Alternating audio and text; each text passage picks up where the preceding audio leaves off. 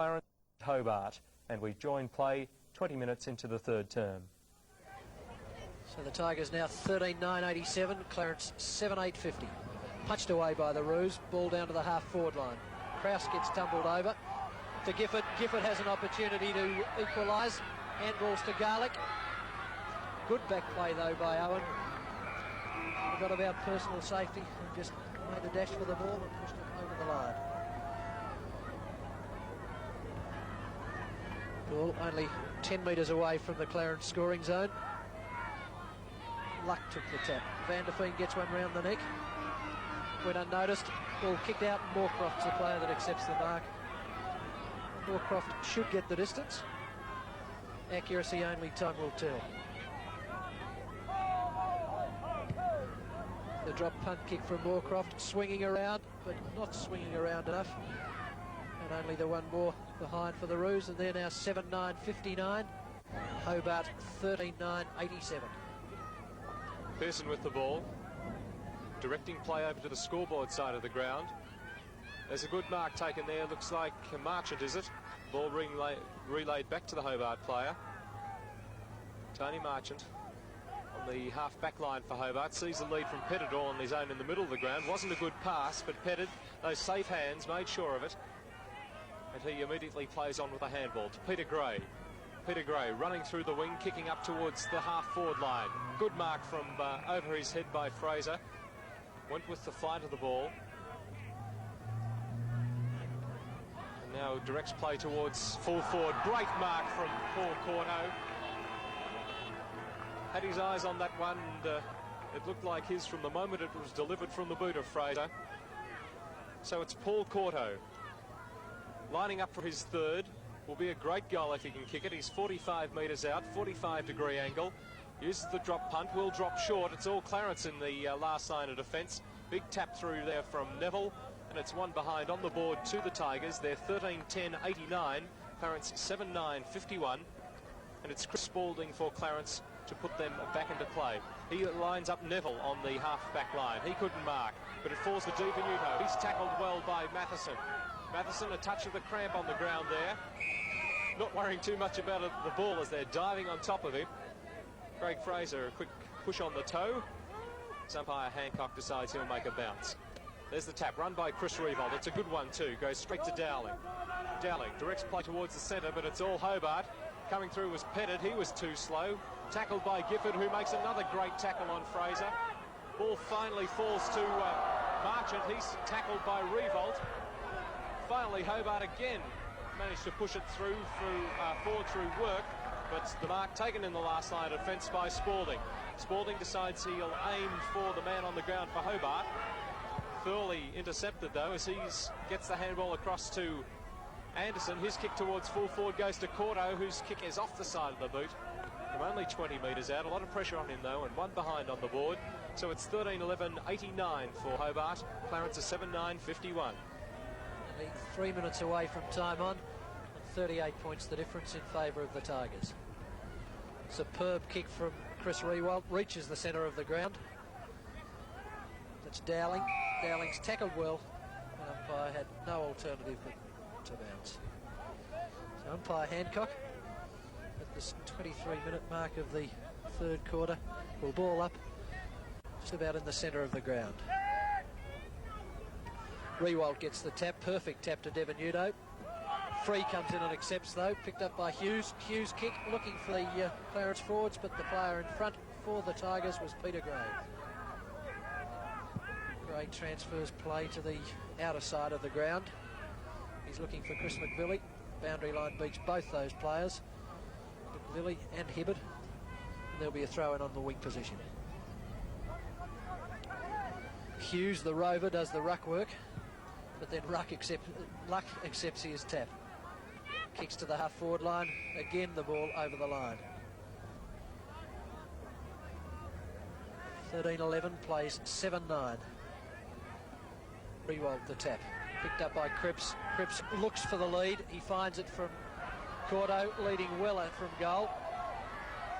He's held. He hasn't got possession of the ball. And I'll get the scribes scratching their heads. Battles well for it on the ground and gets it out to work. Work it play from Neville, traps the ball. Again, the players dive on the football and the umpire will bounce. Umpire hand. Rewalt over the back of his head. Rewalt taking the free kick. The person that gave it away was the Hobart captain, Thurley. There's a kick from Rewalt, right up towards centre half forward. It's punched away from Van der Veen. He's back on it again though. Finally goes from Di Benuto, his kick smothered. A rugby scrum there at the moment. It's finally pushed forward.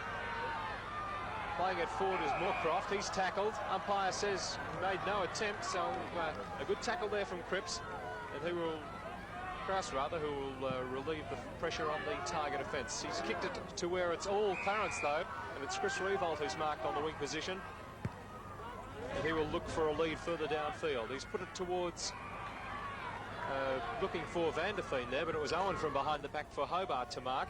38 points separates the teams as we head towards time on. Coming through the centre of Hobart with Peter Gray, rather petted, dodges one tackle, decides he better kick it. It's over towards the wing, a diving attempt made there by Fraser. He couldn't get it. A long hand ball finds Hughes. Hughes on the left boot towards the flank, and there he's found Kelly. Clarence looking a little better as we head towards the end of this third quarter, as the big kick forward from Kelly goes over the top of the pack, but it's all Hobart there in the last line of defence. It's with Whittle. Whittle looks for Craig Work. Work taps it, but it's too far over the boundary line near the interchange position, and a throw-in will take place. 89 plays 51, Hobart in front. Throw-in takes place. Rewalt grabs it out of the air well. He's playing a lone hand in the ruck for Clarence as he kicks it towards the half-forward line. It's through the hands of Garlick. Handball intercepted there by Krause, and he takes it over the boundary line. Throw-in to take place. Clarence into attack. Ball midway between the half-forward line and forward pocket position for the Roos. Punched again by Rewalt, dominated the ruck. Kelly picks up, snaps over his shoulder. But superb play then from the Tiger backs. They're impenetrable in this third quarter. And Ray Owen this time takes the mark. Kicks to the outer side of the ground, a job for the speedsters. That's Work and Hibbard. Work, the front man, loses the ball. Picked up for the Roos and kicked down into the half-forward zone again. Boundary line desperately close. Owen decides to duck a tackle, but then dives over the line for safety. 26 minutes into this third quarter. Siren only minutes away. Peter Rewalt, tap though for the Tigers. Hughes kicks it back from where it came. Picked up from Pettit. Pettit's kick to the half-back line. Marked from the Tigers by Anderson. Dominated the centre of the ground. Handball to Fagan coming past, which is good play. But again, a battle of the back lines. Tyson to Neville. Neville now. Looking for Dowling. Superb pass. Dowling can't accept it. And Peter Gray kicks to McVilly. McVilly all alone. Plays on. Dodges well. Puts it onto the left boot. Kicks now to the half-forward line. Looking for Thurley. But that's Hibbert. Gets out of that pack well. Handballs across Moorcroft. to Moorcroft. To Hughes. Hughes lining up the goals. Puts it onto the left boot. Kick well astray though from the Subaru Rover.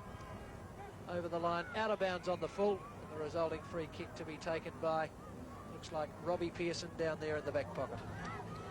Previous quarter went for exactly 28 minutes, so there can't be too much left of this third term. 38 points separate the teams as Pearson extricates the ball from those small boys behind the goal and decides he better kick it. Plays it up towards the centre half-forward line. It's on the ground. Moorcroft's in there, so is Van der Veen. Moorcroft, bulldozer tactics, comes to McVilly. He's nabbed, goes to Chris Rewalt. His quick kick puts Kelly in it, leading in the race, getting a lot of attention from Whittle, but the boundary line beats both of them. Thrown to take place just below the scoreboard. Peter Rewalt from behind, but it was the man in front, Van der Veen for Clarence, who took the ball. Umpire decides he'll make a bounce once more. 13-11-89 Hobart, Clarence 7-9-51. By Hayden Nielsen to bounce in front of the scoreboard. Coming through was Marchant, a big tap, but it's gone straight to Lewis. Lewis dodges around Fraser, drops it onto the right boot. Sends it back towards centre half forward. Good punch from Pearson. Will the ball beat them out of bounds? It finally does now, and it's thrown once more on the left-hand half forward line with Clarence into attack. Peter Revolt in ruck with Luck. Luck wins the tap. Gifford appeals for the free, and he's got it. Tackle too high. It's Gifford for Clarence, looking for a lead from further downfield. None in the offing, so he's going to go for a big kick. Very deliberate, puts it up in the air, lets the wind do the rest of the work. Drops slightly short, punched away. It's with Moorcroft. He's grabbed it. Krause has grabbed him. There's one around the neck. Umpire spotted it. And who will get up off the bottom of the pack? Kelly. Kelly for the Roos. He's on a difficult angle, right on the boundary line, 20 metres out from goal, but they need this one desperately going into the final term. 38 points, the lead for Hobart as Kelly comes in. Umpire doesn't move. It's a goal. Difference back to 32 points. Clarence are 8-9, Hobart 13-11. Well, the Roos desperately needed that goal, and there's the player that kicked it, Rod Kelly. So 30 minutes have elapsed in this last quarter. And the Roos now 32 points behind the visitors, the Tiger team. There's the scoreboard, 8-9-57, Hobart 13-11-89. Umpire Hancock bounces down. Rewalt dives on the football and gets the free kick. For what reason, I don't know. Kicks down towards his brother, Peter Rewalt. But here's a chance for Kelly again, running into the open goal, puts it onto his non-preferred foot, being his left, and snapped it right through the middle, and now only 26 points separates the two teams. And there's Rod Kelly, 2 goals in 2 minutes, and there's the siren. Just a glimmer of hope there for Clarence going into the last quarter, but they couldn't go on with it. Let's look at all the Winfield League final scores now. Firstly, that match at Bellerive, Hobart getting up by 34 points. At North Hobart, John Devine's boys finally cracked it for their first win in their centenary year. They got the jump. Magpies only had 1 quarter of football. That was the second when they kicked 9. But North Hobart, to their credit, came back and ended up winning by 9 points. At Boyer, New Norfolk, their 58-point win sent them to the top of the ladder. The Seagulls never really in that one. Let's have a look at the Winfield League ladder today after today's round. New Norfolk to the top from Clarence on percentage. Then comes Glenorchy and Hobart making up the 4. Sandy Bay, their reign in the 4, very short-lived. Well, to tell us how Clarence slipped from the top of the ladder, here's Jim Wilkinson. Thanks, Peter. Well, they certainly were toppled off their perches ladder leaders today because of a fine effort by the team Hobart, naturally last year's premiers, when the Tigers ran out victors by that 34-point margin. But for Hobart, I thought it was a complete reversal in form to that of last week when they were disappointing, I thought, at their home ground against Glenorchy. They won today, though, because they were just too fast for their opponents. And a player who typified the speed of the Hobart team was none other than that centre man of theirs, Kelvin Anderson, who really today in the centre was magnificent. He got the ball on numerous occasions, and every time he got it, he did something with it. Not only was it Hobart's pace which got them the victory, but I also thought they were more desperate than their opponents, and also they teamed far better. Their forward line, last week it was really non-existent, and this week I thought, although not functioning as well as Paul Sproul would like it to function, it functioned a lot better than last week. They fought on a lot better up forward, and a player I think who deserves a special mention up there is Paul Corto, who's been sadly out of form over recent weeks. Today he only kicked 2 goals against a good player in Chris Spalding, but really the way he fought on occasions was full of merit. Clarence, on the other hand, well, I think their demise was perhaps brought about by a lot of their brighter lights of recent weeks just failing to shine. But other than that, I think full credit must go to Hobart. Disappointing last week, but they've won their second match of the round now, or of the rosters series now, and I think they are on the way. They've got a good player in Matheson, a first-year player this year, and a first gamer today, and really he impressed at times. Best players, I thought, for Hobart, well, we've mentioned Kelvin Anderson. I thought he was best on the ground by a long street, played a magnificent game in the centre against a good player in Shane Gifford. Other good players for them, Peter Gray on the back line. he was just about a loose man on the back line. He looked, appeared that he just didn't have a man. No doubt the backs have got to pick up the forwards, but Peter Gray time and again was all alone on the back line, and the ball just came into his hands and he cleared with ease. Other good players, Thurley copped an injury in about the first 10 minutes of the game, fought on bravely and finished up with 3 goals to be a fine skipper for the Hobart team. Owen was a good backman. Fagan was their best forward. He finished up kicking 4 goals in his roving commission of the forward line. Fraser was a good wingman, and he drifted down onto the forward line on 3 occasions for 3 goals. Craig Work, Wayne Pettit, you can go right through the Hobart lineup. It was a real team effort today. For Clarence, well, I think it was a different result. It certainly wasn't a team effort, and perhaps only 3 players could go back into the match committee and accept their pay with their head held high. They were Mike Tyson, I thought, who played a magnificent game in the back pocket for his team.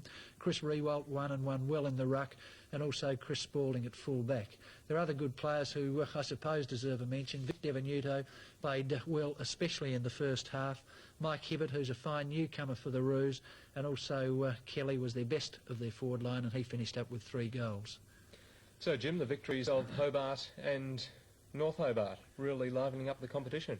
Yes, it's a competition, Pete, which I think is much more even than it has been over recent years. Sandy Bay put in a good effort last week against Clarence. Clarence so-called unbeatable. Hobart getting back in form this week with their win over Clarence, and also it's great to see North Hobart in their centenary year coming back, and I think it's going to be a battle especially for the 3, 4, 5 and 6 positions.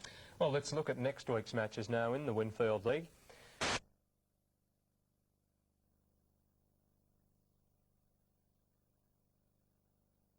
The goal square, punched away, it's in the goal square, chance for a goal coming off, it's socket off the turf by Dillon, was it?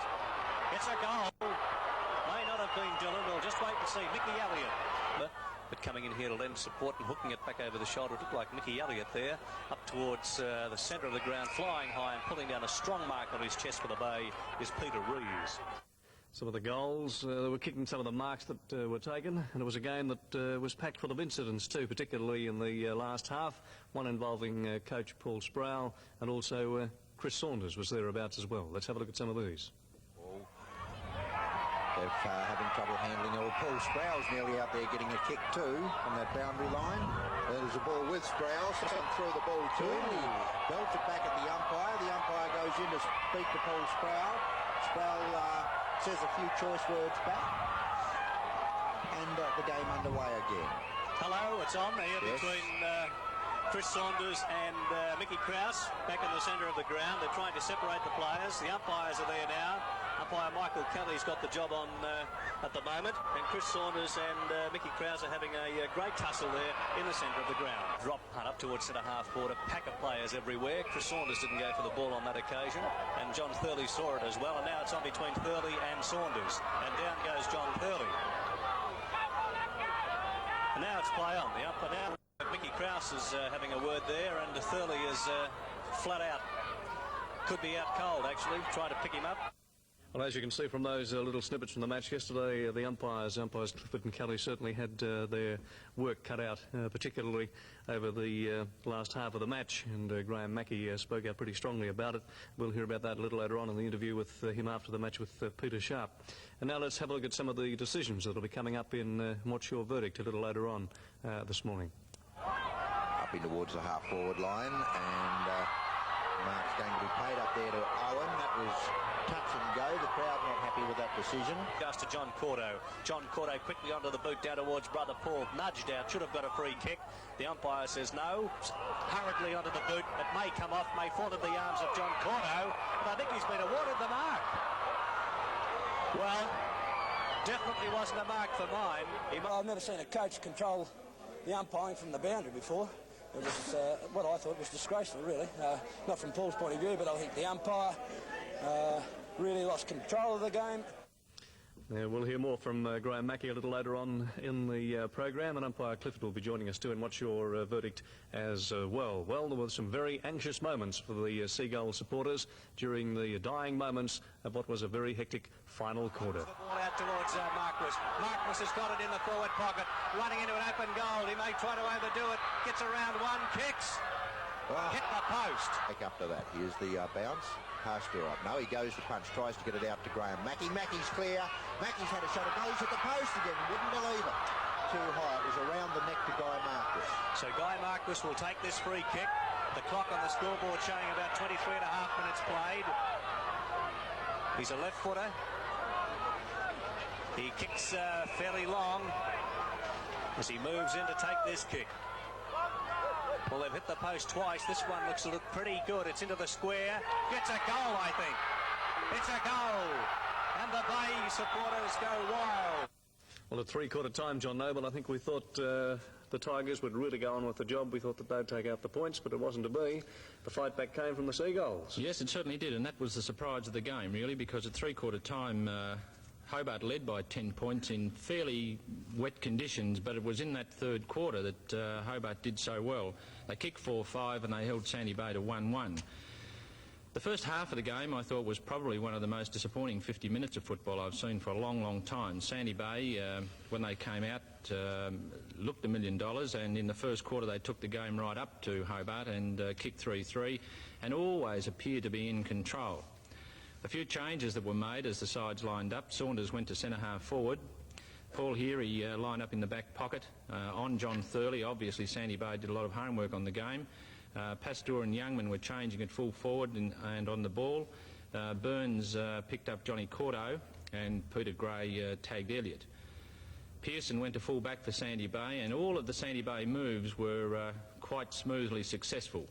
In the first half, as I said, they led by 18 points at quarter time and 12 points at half time, and Sandy Bay's performance was very similar to the determined way that they approached the game against North Hobart down at Queenborough a few weeks ago. I thought Chris Saunders was the key to the game, one way and another. He started at centre-half forward, played particularly well in that position, always a very talented, strong player, opened the game up, kicked a couple of nice goals and was always aware of players going past him. Let's have a look at just a couple of the strong pieces of play by Chris Saunders. Prowse misses it. This allows Saunders in. Saunders has a quick look at the goal. Up in towards him and he's put it through. Oh, nice goal from Chris Saunders there. Youngman, Saunders, petted up behind. Saunders tried to use his body. He's going to get the free kick. He arched his neck well forward there, trying to keep his body to keep Pettit out of it, and Pettit had to then infringe. Packs nicely, shoots out a hand pass towards Mackey, but Chris Saunders chips in, tries to kick it in towards goals. Chris Saunders is one of those talented, strong players that I think every club would have. I don't condone some of the things that happen behind play, not so much with Chris Saunders, but with a lot of players. But to me, he's the sort of player I'd like to have in a side because he's a definite team man, he's a goer, and he's always about when his teammates are in trouble. I thought yesterday's surprise was Sandy Bay's centre line, although I think I might have mentioned when I saw Sandy Bay play New Norfolk last week at New Norfolk that their centre wing players were up-and-coming players, and yesterday this was certainly to the fore because I thought the best of the 40 was the player on the centre wing in Craig Bradburn. I thought he played a great game for them. In the first half he was absolutely unbeatable, perhaps faded a little in the third quarter, but he was about when Sandy Bay's revival was on in the last quarter. Let's have a look at this player. He's a nice left footer and he's a very talented centre wing player, and he's certainly a determined player.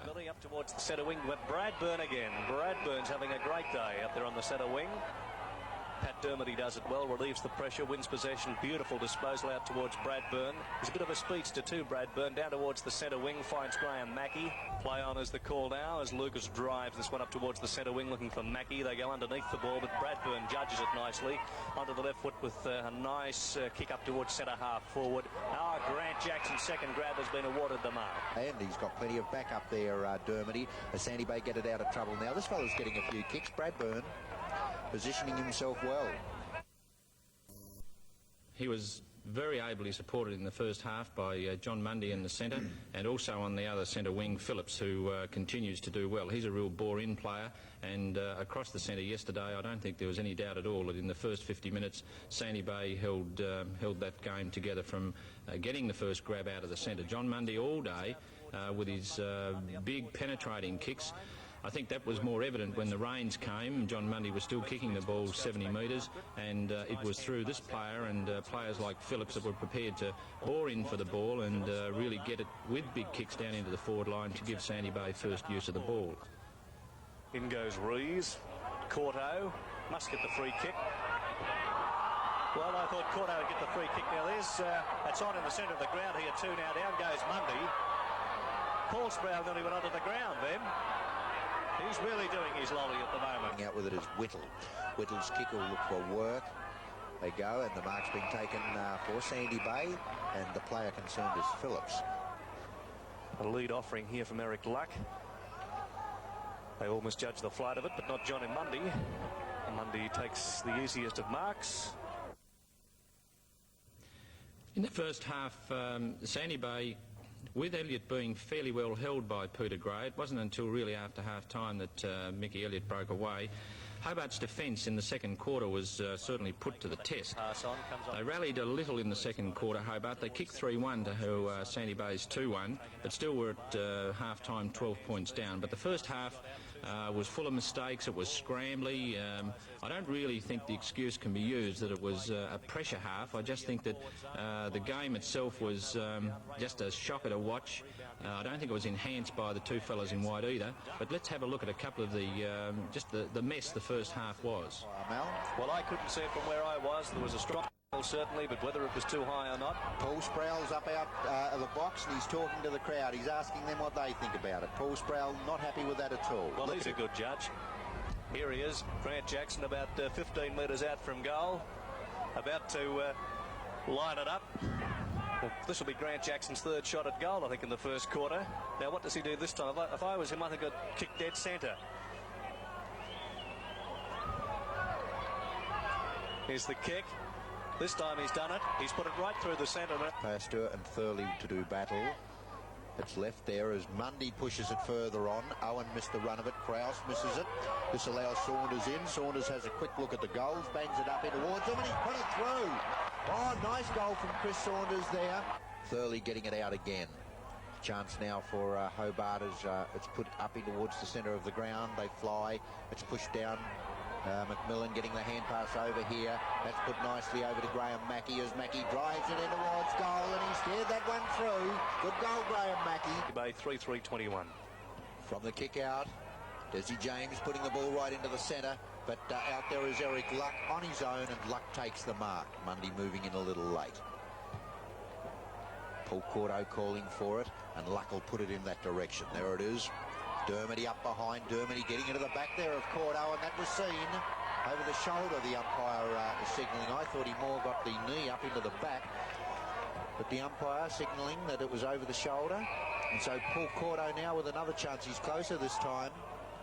And he should have learned something from that last kick. He kicked through the side of the ball and then allowed for the breeze and was well offline. And he'll try and steer this one through. Cordo moves in, puts the ball on its way. That's going goalwards, and that's a better looking shot. He's found it this time. Grant Jackson in there too. It's pushed down. Coming through now is Graham Mackey. Mackey breaks clear. Mackey puts it up where Saunders and Pettit will do battle. Pettit pushes it away from Saunders. Here's a chance for Mickey Elliott as he screws it around. He likes these shots for goal. He's hit the goal post. 25 to 30 metres out from goal. It goes Cordo. He might have got a free kick this time. And it's being applauded by Paul Cordo from inside the coach's box. And Cordo has usually a fairly good kick of the ball. Not beyond his kicking ability, this fellow, even though that breeze may have died just a trifle as he comes in to take this kick. Oh, what a shocker. Right across the other side of the ground. And it's been marked in the forward pocket by Chris Fagan. Good pass, Mark. That was a good pass, wasn't it? Pass of the day. Pass of the day. Might end up being the roost of the day. Always on, says John Noble.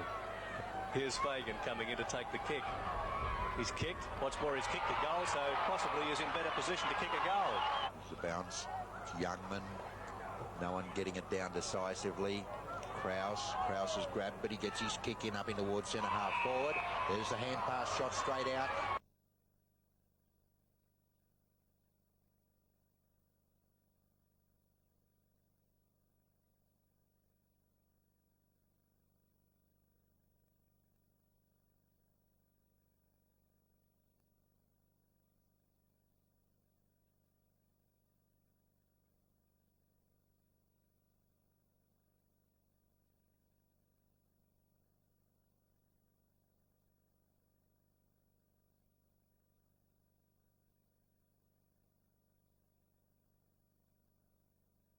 they're away now, the Tigers, as it's driven up here by Tony Marchant, but he's well offline. He'll put it out on the full, and Dermody will take the free kick. No, it'll go back to Des James.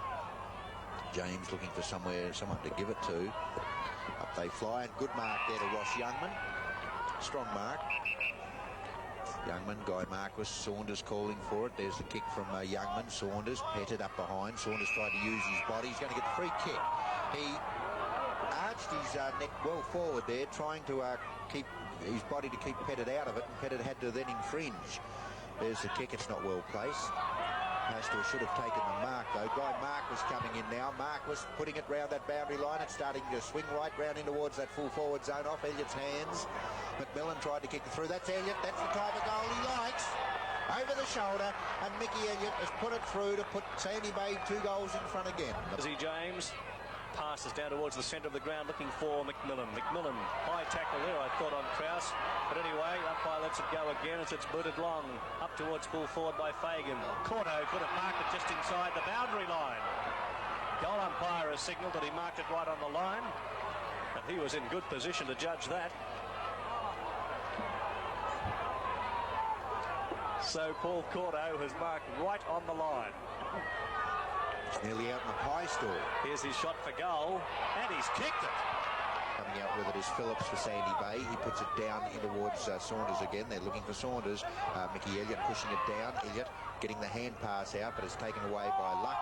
He's in trouble. Down to the ground he comes. That'll be holding the ball. Could not have given it away in a worse position. And it'll be Chris Saunders to take the shot for goal. He could put Sandy Bay 2 goals up again as we're coming to the closing stages of the second quarter, so a goal here pretty important. Saunders asking Warren Cripps to be sent back on the mark. Cripps is no doubt giving him a bit of word of advice there. A few pleasantries. There's the kick from Saunders going in towards goal. He's put it through. He's a strong player, that Chris Saunders, isn't he, John? Hey? Yes, he certainly is. And he gives directions too. Did you notice that?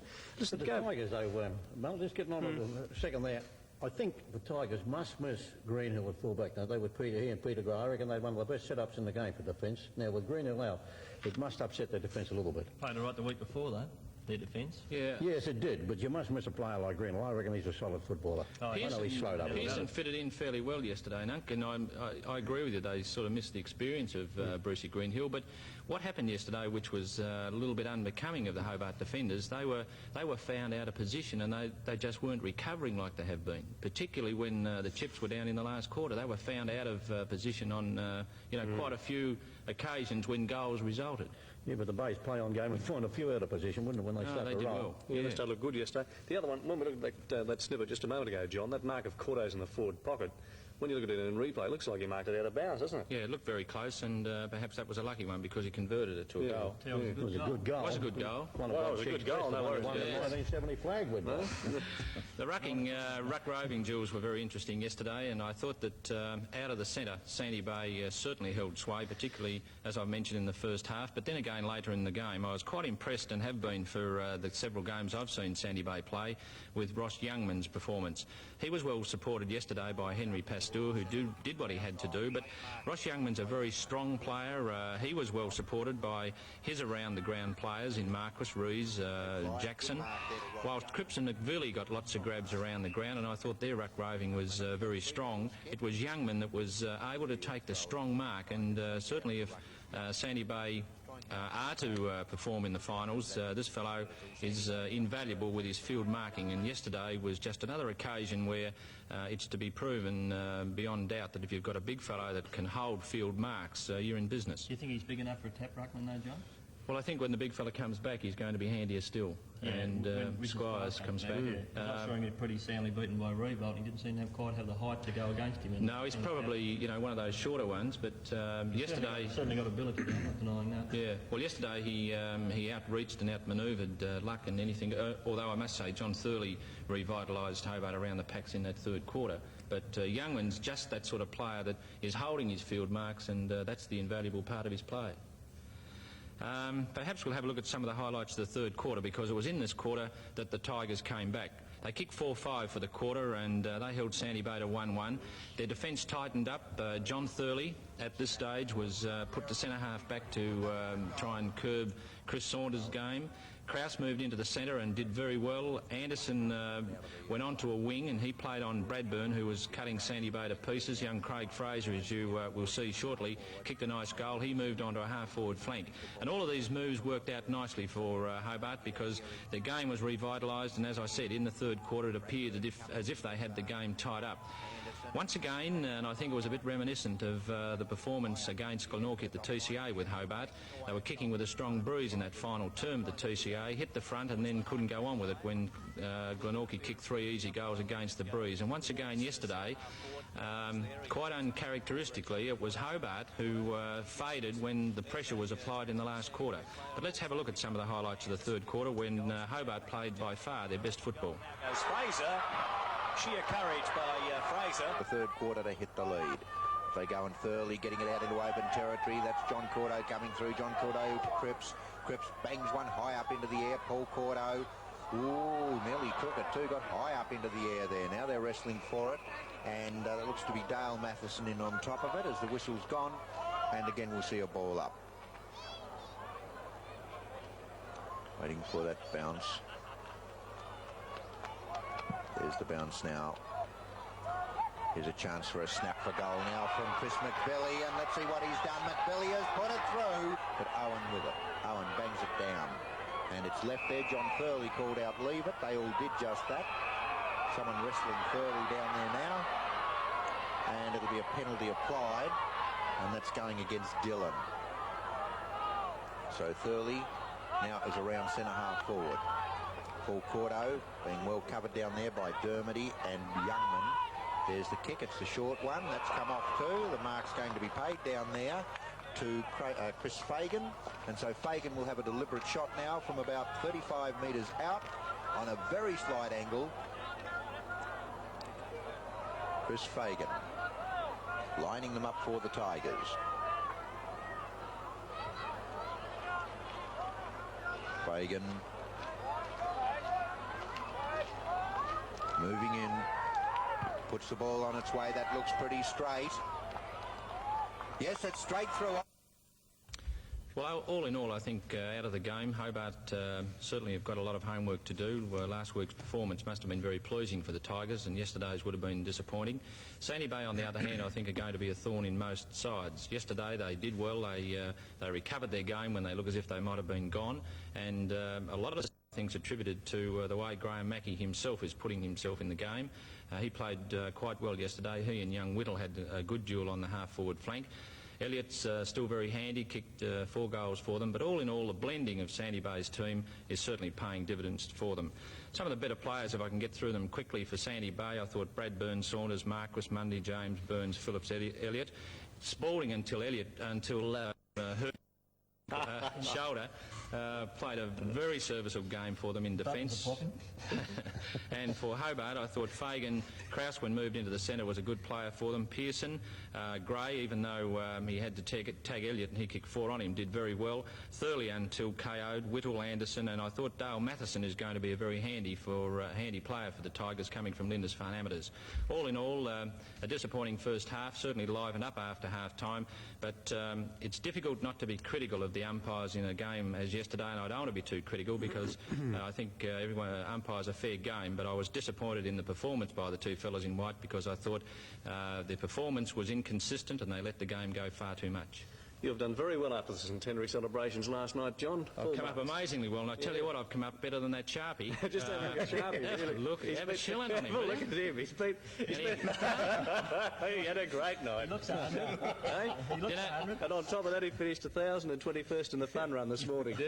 Well, out there last night, he had a Cat will tell you later, I guess. He had a lovely lady with him, and they called him the Irish disco dancer because he was out there in the middle of the floor, and his young lady kept saying to him, "Now, Peter, disco's there and disco's there," and he still couldn't understand what it was all about.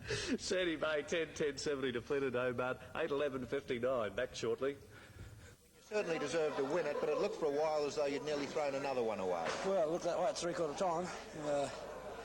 But congratulations must go to the boys the way they did fight out in that last quarter. It was a tremendous effort from each and every one of them, and I'm really proud tonight because we really did do it the hard way after looking the better side all day, and then in the third quarter nearly thrown it away again. But hopefully we've learned after that today. It's a funny thing, football. Had you have been beaten, they probably would have said you'd run out of steam, and it did look as though Hobart were going to finish all over you, but then you outran them in the last quarter. Yeah, I think it was our determination. We've been talking about it all week, our positive attitude about winning. We've got a lot of players that don't know how to win, but today, well, they proved it to me and they proved it to the public that they do know how to win, because it was a real gutsy effort. You would have to grind in that last quarter, which was tremendous. Bradburn's game, he certainly stood out in that first half. Oh, he's a good player, Brady. He hasn't had much recognition this year. I thought he played very well on Munnings last week, and they all give Munnings a vote, but he's a tremendous player, he's a tremendous trier. He never gives up, and he's the type of players that we need and we've got to have. And this year he hasn't put a bad game in for us. Chris Saunders certainly did a lot for you out there. Well, he livened things up a bit, Chris, but he's a tremendous competitor. Ross Youngman, tremendous competitor. But today, overall, I think it was just a team effort that the guys, they had their sights on winning today, and they've done just about that. Having a look at the umpiring, I thought if anyone got the breaks in the first half, maybe it was you. But then in the second half, when Paul Sproul had his bit of a say, I thought Hobart got the break. Well, I've never seen a coach control the umpiring from the boundary before. It was what I thought was disgraceful, really. Not from Paul's point of view, but I think the umpire really lost control of the game. First of all, he should go back to the rule book and have a look at them. The one I'm talking about, the one.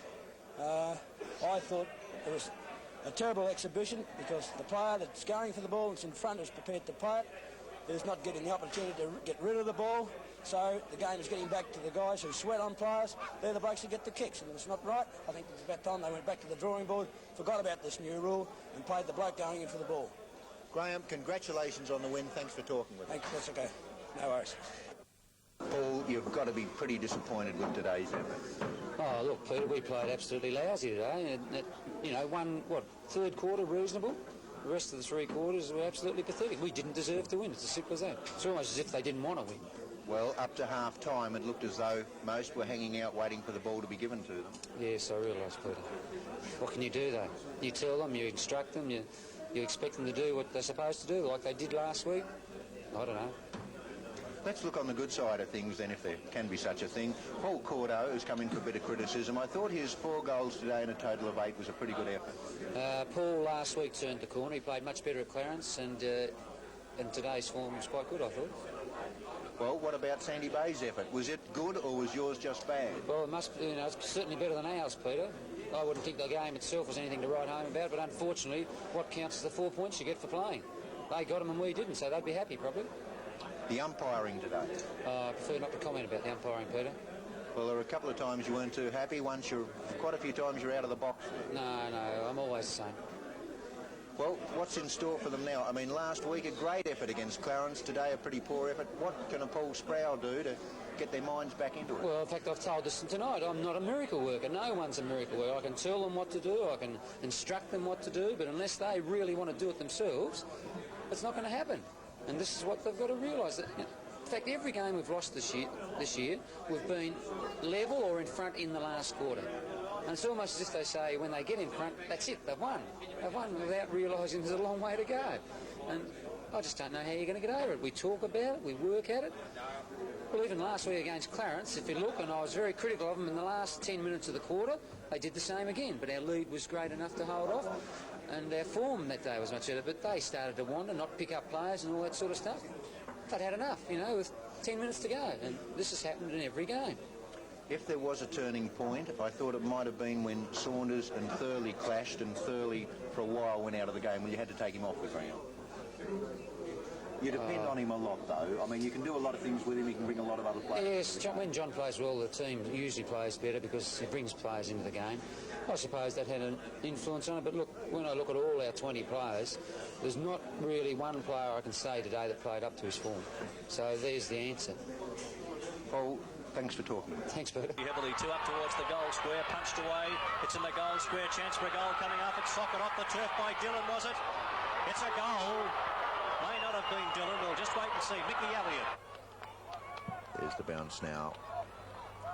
Here's a chance for a snap for goal now from Chris McBilly, and let's see what he's done. McBilly has put it through, and the Tigers now starting to look better. For John Cordo. Cordo, down he goes. There's a tackle on a Sandy Bay player also, picked up here by Anderson, in towards the goal square, backing his judgment, running into an open goal. Now goes Fraser. Sheer courage by Fraser. Here it is, and down it goes. It's snapping towards goal there, and that could be pretty good.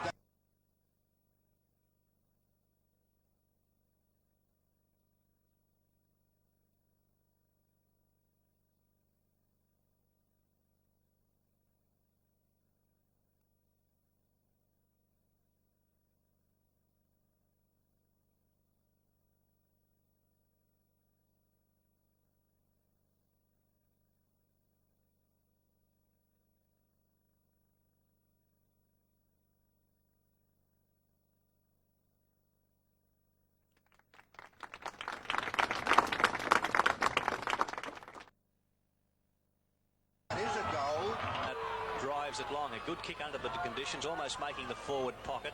Here's a chance, a goal coming up. It looks like Mick Elliott again into an open goal. Elliott at his best. In towards the teeth of goals. Up they fly. Pettit punches it down nicely there to Peter Gray. Gray goes defensive. May have made a blunder. It's been put through for a goal. Well, they've hit the post twice. This one looks pretty good. It's into the square. Gets a goal, I think. Owen missed the run of it. Krause misses it. This allows Saunders in. Saunders has a quick look at the goals, bangs it up in towards him, and he's put it through. McMillan getting the hand pass over here. That's put nicely over to Graham Mackey as Mackey drives it in towards goal, and he steered that one through. Good goal, Graham Mackey. Mark was putting it round that boundary line. It's starting to swing right round in towards that full forward zone off Elliott's hands. McMillan tried to kick it through. That's Elliott. That's the type of goal he likes. Over the shoulder, and Mickey Elliott is... So Paul Cordo has marked right on the line. It's nearly out in the pie store. Here's his shot for goal, and he's kicked it. Wow. And that certainly was a great goal kick there. Well, some strange goals there, really. I think probably the Minties Award, if we had one this week, would go to Peter Gray. Peter very seldom sets the foot wrong, but he tapped that ball in. It should have gone through for a point, but didn't quite make it. Henry Parstall moved in, though, and kicked it through. The other one we saw a tap from Sandy Bay player Grant Jackson, I think straight to Chris McVilly, and he put it through. But Craig Fraser, I thought, kicked a very good goal for Hobart. Another one there from Guy Marcus, too, a long goal. That was a very important goal, too, at that stage. Yeah, put him in front. Put him in front. I don't know about you, Nuck. I thought the one by Dale Matheson, he's only a new player, showing a fair bit of promise. He got the ball down from the pack, well out, on quite an angle in the pocket, and he put it onto his left foot and went straight through the middle. I thought that was a very good goal. Yeah, there were some good goals. We said with young Trunky, I thought that one of the old champ himself, Paul Cotto's right on there with no angle at all, and but put it through, but it was from a standing kick. It was a valuable goal. Mel Arnold said they were easy to kick, though, no? Did he say that?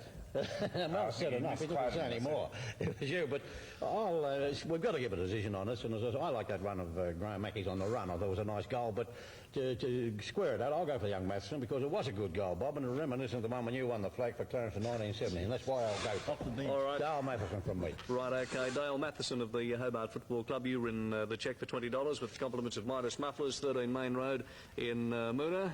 You now become eligible, of course, for the end-of-season prize, a cheque for $200 for the goal of the year, and also we'll have a trophy, also $200 to the league's top goal kicker for season 1981, and we might check the figures as they are at this stage. We'd see, I think, that the current leader would have to be Danny Foster on 21. Didn't have a great day yesterday, did he? Danny, I don't think he did, did he? No, it didn't really suit him yesterday, Mel. He was actually moved from the full forward position in the second quarter. All right, well, he's up there with 21 anyway. Andrew Vanderveen, 19, Michael Elliott, 19, and David Garlick on 17. They're the current leaders, and here's the trophy over here to my right-hand side, and that'll be awarded to the league's top goal kicker for season 1981 with the compliments of Taz Trophy House. But this week, congratulations to Hobart's Dale Matheson.